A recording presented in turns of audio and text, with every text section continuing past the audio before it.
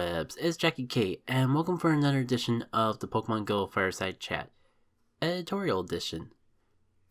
Now today I'm going to revisit a concept that I've done in the past with a little bit of a twist.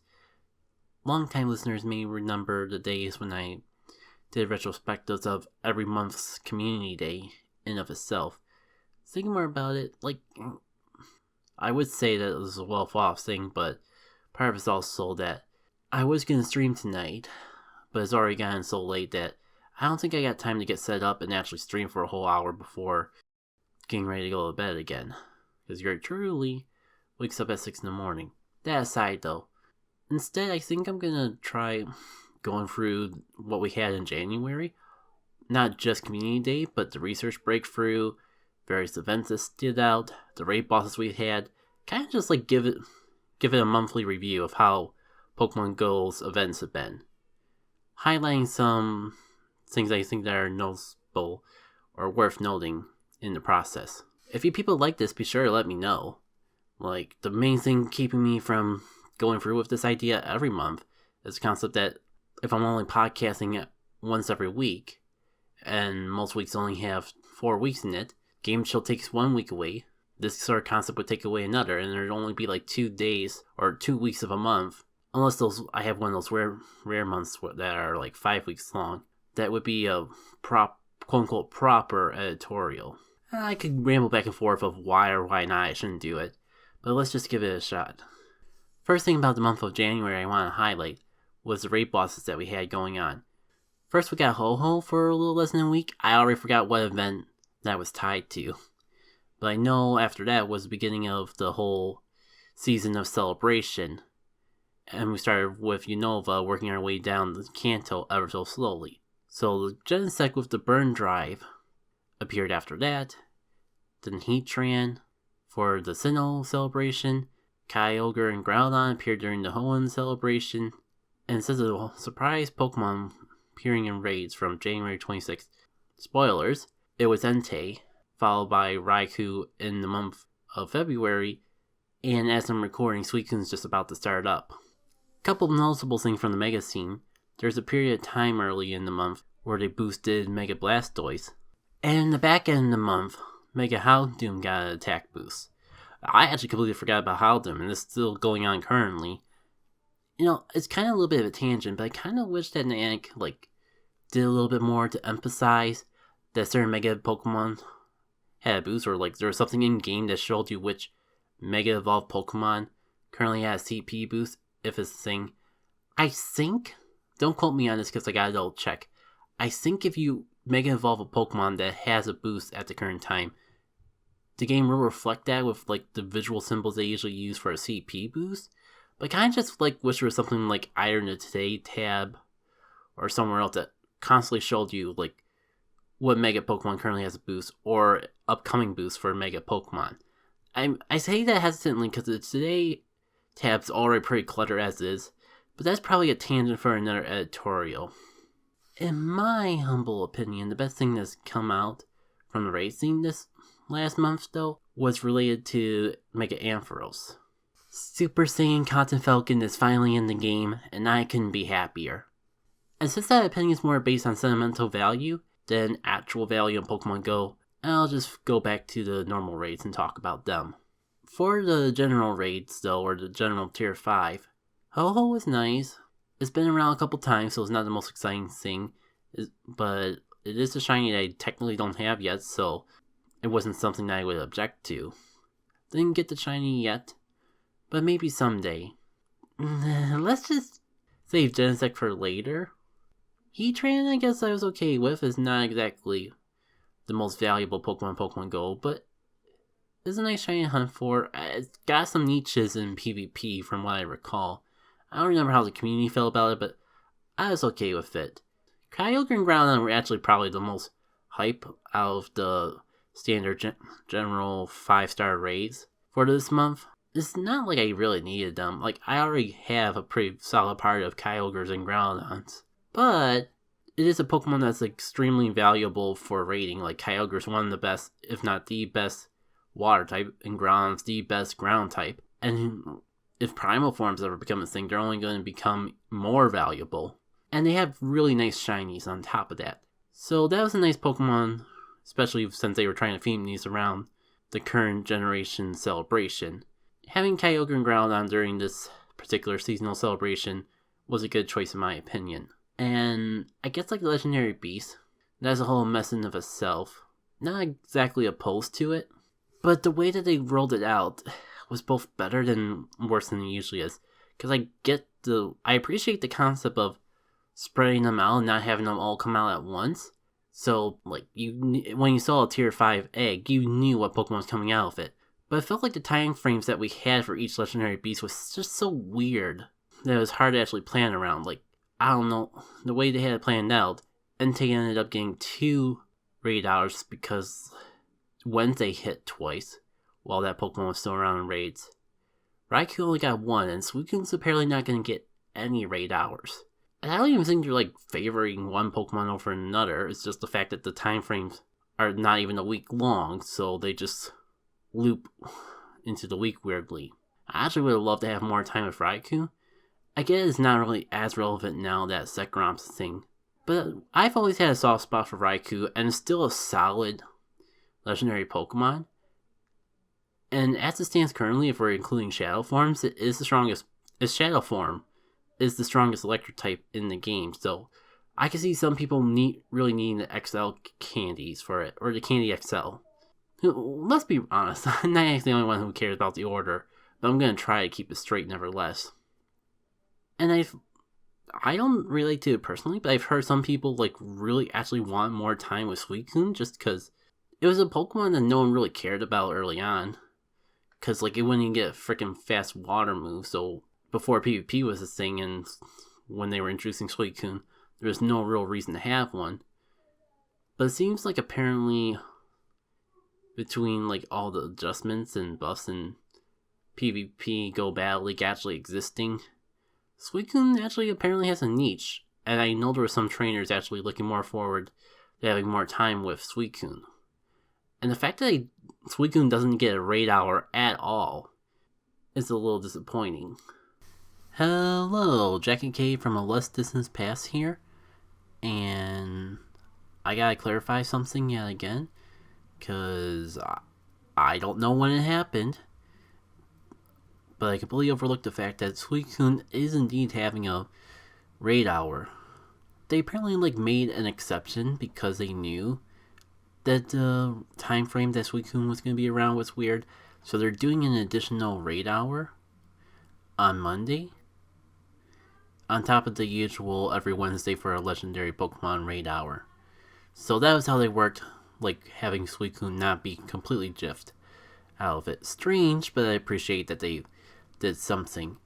Also, I would have liked to figure out where they communicated that, because it was not on the initial blog post when they're going over events for January. They did not mention it in the Johto Celebration blog, but yet like every source that I like look into seems to already know that Monday there's going to be a Suicune Legendary Raid Hour.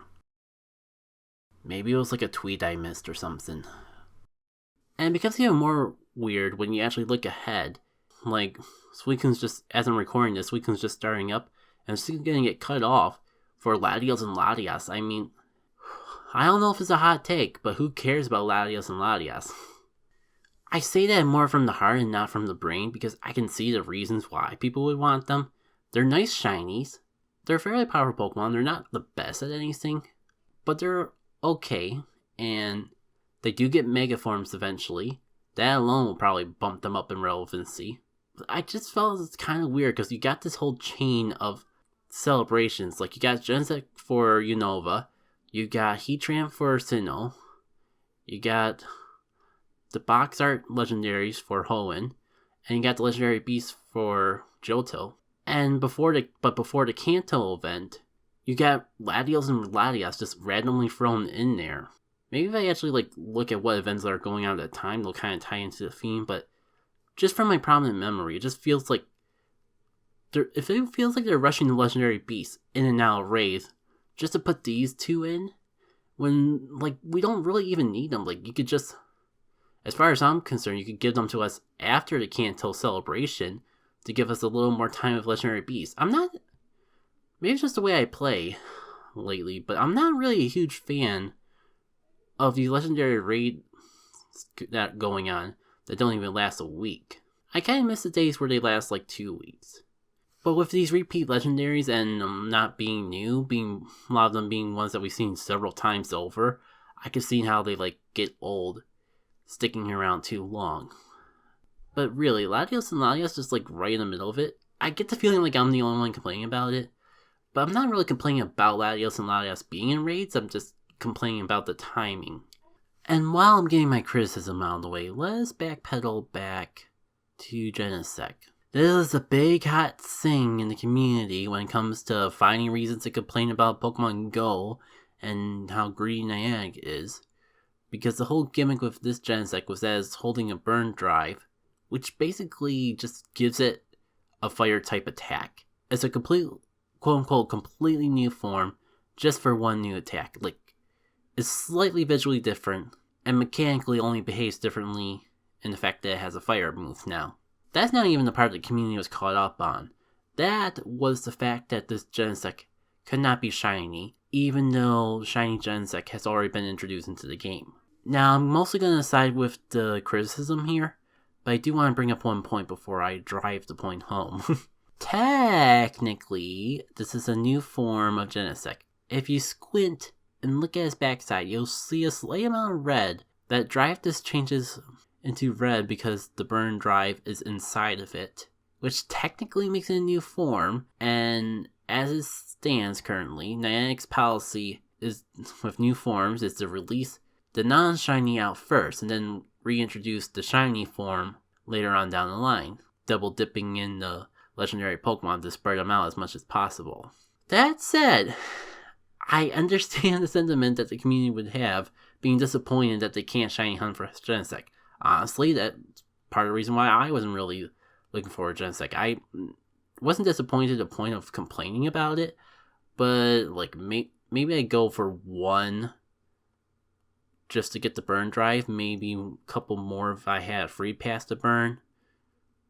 But it was definitely not a Pokemon I was hunting for because the burn drive doesn't seem to have too much relevancy. It definitely doesn't affect it for using it for raids. You aren't going to use Genesect for raids anyways.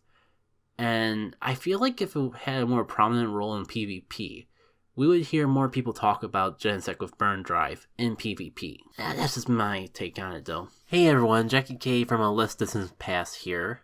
Instead of just assuming that the Pokemon is not relevant because I'm not hearing about it, especially considering how casually I probably take PvP compared to some of the actual people in the Go Battle League scene, I decided to actually go look more into it myself to see just how good or bad Burn Drive's Genesect actually is.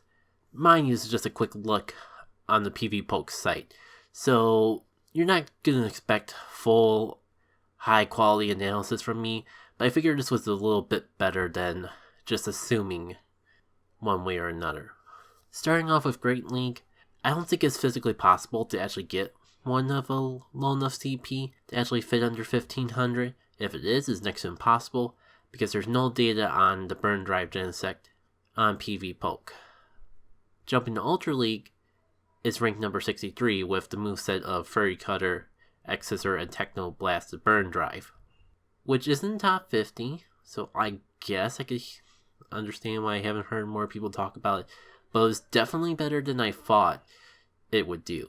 And it does make Genesect in general significantly better than it already was, with OG Genesect only being ranked 143. So that alone I think justifies adding this into the editorial after the fact. But jumping over to Master League, Genesect Burn Drive is also ranked number 60 in the Master League, while the normal Genesect is only ranked number 93. Again, rankings don't instantly mean a Pokemon's good or bad for PvP, but it's definitely a good starting point. I guess it would be more accurate to say it's a good way to get a general idea what's good in the meta, but it's not the definitive, the sole factor of if a Pokemon will be good or not. So my takeaway from looking this up is, I mean, yeah, if you're willing to invest the candy, Stardust, proper resources to actually get a Genesect with the burn drive, a proper moveset, maybe you could do something with it. I personally don't think it's worth that investment. There's other Pokemon, including Scizor, which would be a much cheaper investment without that much better return. You know what? Well, I have the site up here. Let me just give a quick look-see at Scizor. Scizor is rank 90 in the Master League. So, I mean, Genesect is better, but... Oh, and that's the Shadow form. Normal Scizor is number 130, so... It could be worth it for Master League, but I'm not sure how often you'd be wanting a Bug Steel type for that particular meta. Ultra League, I know, is where Scizor really shines anyways, and even then is ranked... The Shadow form is only ranked 107. So yeah, I mean, I guess a Genesect technically would perform better than a Scizor, at least if you have the Burn Drive one. So, the main takeaway is that it's better than I gave it credit for. But that's not going to change my mind personally with investing into it. But if you want to invest into it and don't mind spending like the 100,000 Stardust it takes to teach it a second move, you could probably pull something fun off with it. In fact, let me know if you actually do win some sets with this particular Pokemon. I'd like to see it. Anyways, back to more distant past self. It would definitely get people more excited if the shiny form was released at the same time. I get why they don't, but if there was ever an exception to be made, this I think probably would have been a good time to make an exception. Maybe once they if they're really just gonna slowly drip out each dry form of Genesect, maybe they'll just do that and then like release all the Genesect drives at once and release their shiny forms at the same time. That'd be like the best way to approach it if they're already like going down this path. Now I want to quickly go through the spotlight hours we had. First week we had Lillipup, and you also be able to earn twice the Stardust for catching them. Solid choice as far as I'm concerned. Like Lillipup wasn't the shiny I was looking for, and the fact that I've had the shiny already, but it is a nice shiny, and one I wouldn't complain to have more opportunities to check the Lillipups to possibly get one from. Combining that with double Stardust, like, I mean, what feel like any prominent player in Pokemon Go will never complain about earning more Stardust. It's just that universal of, let's call it currency. It's universal enough of a currency that you'll always have something to use it on. So there's not really too much reason to complain about it. Next we had Drifloon with a bonus of double XP for Pokemon you catch. Drifloon is a nice shiny. And Drifloon also has some PvP use. So it seems like a child's choice in and of itself. The only thing it kind of takes away from it is that it feels like Drifloon's already had a lot of prominent time in the spotlight. And of recent, at least of the spotlight hour in and of itself. I think the most specific example, I forget what it was called already. I think like a catch challenge or something, but there's a whole day where the spawns were heavily favored towards Drifloon. And I get the feeling that the shiny odds were even boosted. So there's just like plenty of time to get Drifloons. I know I personally, for that particular event, got at least like 3 shiny Drifloons. For some reason I want to say 4, but I know I got at least 3. Point being, like, Drifloon was already pretty prominent, and a lot of players already had opportunity to get the shiny Drifloon, so I could see how that would take away from some of the excitement. And XP, between Stardust and XP, like, the latter never really gets me as excited, but at least with the whole level 50 thing going on, there's a lot more reason to care about EXP. I just never was a fan of the XP grind, so I'll never admit that I need XP, even though I'm pretty sure I don't have enough XP as is to reach level 50. I just haven't hit the wall yet, and I'm going to regret it when I do hit the wall, but in the meantime, I'm just hoping that I get enough excellent curveball throws along the way that it wouldn't matter. We'll see though, we'll see. The third week is featuring Shroomish, and you earn twice the candy for catching the Pokemon. Now, I was going to think this is a wash, but then again, like, it always feels like whenever they do a double candy as the bonus, it always feels like it's an underwhelming event. Or should I say, an underwhelming spotlight hour. But then I was reminded, because mind you, Shroomish doesn't even have a shiny form release. But then I was reminded that Shroomish was technically one of those Pokemon in a similar vein of Shelter, though not as strong of a degree, that has a Stardust boost. So hypothetically, this was not as good of a Stardust grinding hour as Lillipup, but better than a normal Spotlight hour for grinding Stardust. So I kind of wish I was able to get out and walk more for that, but I think the weather was bad that day, so it wasn't to the point of worth risking getting out there. It's not that I don't like Shroomish. I do have sentimental value to Shroomish, just it wasn't enough to save it from the fact that this was one of those events where they have a Spotlight hour without the shiny, and not really a strong bonus to drive it forward. Just the only thing that really quote-unquote saves this event is the fact that you technically get more Stardust from Shroomish than some other Pokemon. And the last week of January had a Spotlight hour for Fanfee. Arguably worse than the Shroomish Spotlight hour. Fanfee is one of those Pokemon that doesn't have their shiny form released in Pokemon Go, so the increased spawns doesn't really give you an opportunity to shiny hunt.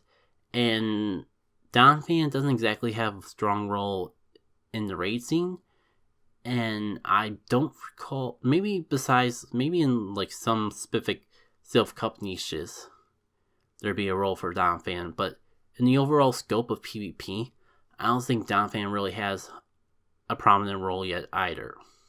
For me personally, I think that's okay though, because the bonus was double candy when you transfer a Pokemon. So there's a good chance, if you were stockpiling on Pokemon to transfer this event, you could be spending a lot of that time transferring anyways. I mean, the ideal situation is to take a Spotlight hour for a Pokemon that's not as exciting to hunt like Fanfee, and combine it with a bonus that makes any Pokemon you hunt for exciting, like Double Stardust. So if I was to give this month's Spotlight hours an overall rating, I'd probably say that it's average, maybe a little below average. Lillipup with Stardust is good. Drifloon with EXP is good. It probably would have been great if it wasn't for the fact that other events that have put Drifloon in the spotlight, ironically not for Spotlight hour, but we've had plenty of opportunities to get shiny Drifloon, so I imagine that took away a little bit of the steam of the Spotlight hour for some players. But technically now that we need XP, you can't really complain about an XP boosting event as much. The back half of the Spotlight hour month was kind of meh. The only thing that saved Shroomish Spotlight hour for me was the fact that you got more Stardust catching Shroomish, and Fanfee was more so just here's a day to just chill at home and actually clean out your Pokemon storage. I don't want to get too invested in my Spotlight hour opinions though, because at the end of the day, Spotlight hour is one of those things that never needed to be exciting for me. If it was a good Pokemon with a good bonus, then great. If not, nothing lost. For me, at least in the old days when I actually, in the before times and before when I actually had to commute to and from work, it was just a fun excuse to just go out for a walk after work. It's a very casual experience for me personally. Just a fun little thing to spend a little extra time with extra Pokemon. Because I like Shroomish, and I like Fanfee. I just have no need to catch them. But because I have the sentimental value of the Pokemon, if I was on my way home from work and I just needed an excuse to go for a walk after a long day, I wouldn't mind. And before I talk about January's Community Day and my personal experiences in the past month, I just want to breeze through some of the other events that happened in January that caught my eye. First of note was the New Year's event, which, as you may guess, started December 31st and went into January. I thought it was a fun way to tie Pokemon Go into the coming New Year, and I know that New Year's 2021 was one that a lot of people were looking forward to. Bring back all the Pokemon with party hats was cute. I like the joke that they did with Slowpoke of it just wearing 2020 glasses because Slowpoke is slow, and being able to evolve into a Slowbro that had the 2021 glasses, nice touch. I was a little disappointed by the Pokemon that were tied to raids. I kind of wish Party Hat Wurmple was in the wild again. I would have loved to gone take a chance to get shiny at it, but it definitely didn't seem like a Pokemon worth raiding for. Oh yeah, I forgot there was bonuses too. Probably because they were tied to egg hatching, and that's something I do casually. But there was double hatch candy, double stardust for hatching, which had good symmetry with the fact that you also could hatch your Pokemon twice as quickly than you normally could. And I do like the concept of if you're going to introduce 2-kilometer eggs for an event, to combine it with half hatch distance. Those two things just have good chemistry with each other, and I feel it's an important aspect to give free-for-play players an option to take part in an event without completely isolating them. It gives people an option to hatch eggs without investing in the incubators. Obviously, it encourages buying incubators because you can hatch more quickly. But I never really thought of the 2-kilometer eggs worth using an incubator on. At least not a super incubator. So just cycling the 2-kilometer eggs you got on your free incubator seemed more than good enough for me for these particular types of bonuses. It's kind of a reason why I'm not as disappointed with Roselia Community Day as most people. Because to me, reducing the egg hatch distance isn't an incentive to buy more incubators, but an opportunity to hatch more out of my free incubator. I'm not that much better in the fact that I will usually capitalize on these opportunities, usually just to clear out my egg storage, but only if I have a bunch of 12, 10, and possibly 7 if I need something to round it out, eggs in my storage, just so I can hatch them all at once, throw a star piece on, and probably get the most bang out of my buck for those egg hatches. But tangent aside, along with the bonuses and Pokemon that came out of the New Year's event, I want to use this opportunity to talk a little bit about my New Year's Day. Won't go too into it because I think I covered it in one of the Game and Chills, but I really want to emphasize that this was a poor New Year's for me. Even without the pandemic, 2020 New Year's was honestly one of the most disappointing New Year's I had in a long time. It was almost an omen for how the year of 2020 would turn out. I was alone. No one in my family wanted to celebrate with me. I tried to stream, but nothing would work. And it's the point of I thought I was going to give up on streaming forever. Funny how that turned out, but meanwhile, 2021 was a complete 180. I was actually able to do a countdown. I didn't stream, of course, but well, actually I did. Not only did I stream, but I also got an opportunity to finish up early enough to jump into another stream in the chat and hang out with people that are part of my online community to do the ball drop in Animal Crossing while watching someone else do their own New Year's stream.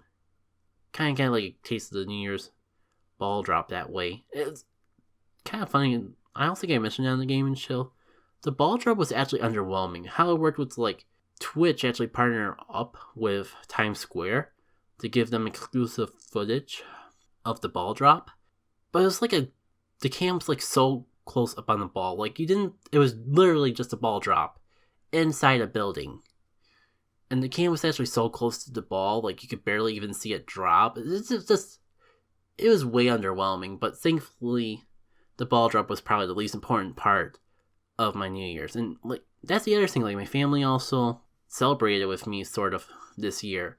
And we actually made punch, ran a chocolate fountain, the things that we usually used to do for New Year's. We never really went out and party on New Year's, but it's always a nice gathering at home in years besides 2020. So, point being, even if it was only for a single night, New Year's Eve/day was important for me because it gave me a renewed sense of hope, a source of happiness. Again, if only temporarily, it was a nice source of happiness just to actually celebrate, relax, and have a good time. Oh, tangenting things back to Pokemon Go, I did get a shiny Slowpoke from the event. Still haven't evolved. I'm debating because it's a completely different form, pre-evolve versus evolve, with the whole change from the 2020 glasses to the 2021 glasses. So I've been on the fence if I want to evolve or not, especially because I only got the one it's not that great of IVs anyway. So I'm not sure which would be more of a novelty to have. Especially because, like, I don't think the Pokedex saves costumes. So, like, if I evolve it to the Slowbro, I'll never get the Slowpoke to look at again.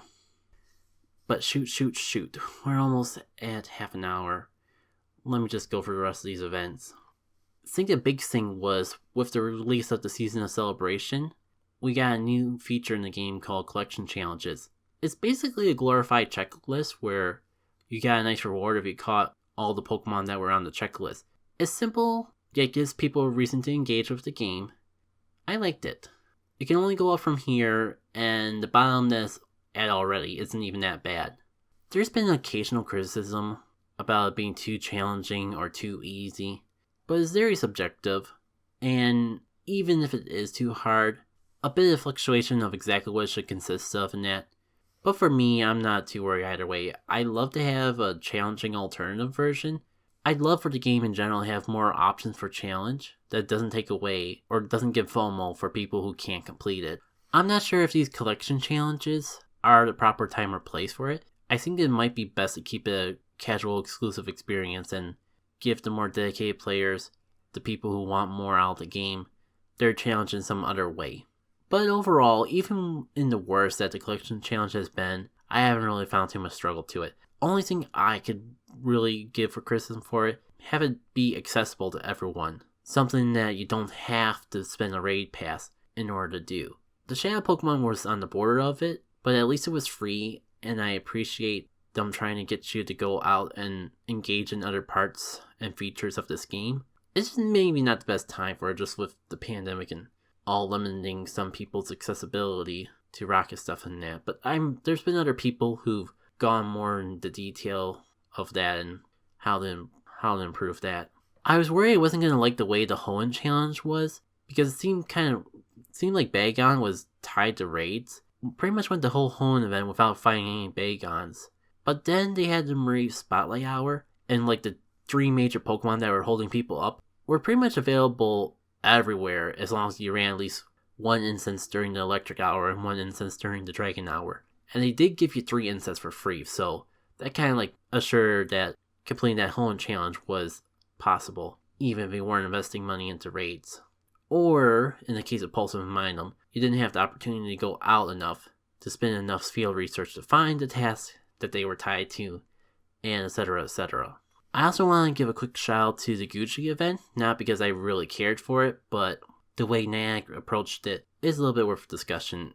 It was a neat idea in the normal times. You go to a particular Pokestop, spin it, and you get avatar items related to Gucci. There's like some clothing brand, so you go to a Gucci place, spin the stop, and you get a bunch of free clothing. The only criticism I had towards it was the factor that, yeah, you had to travel to a specific location in order to get it, and unnecessary travel isn't exactly something we should be encouraging during these times.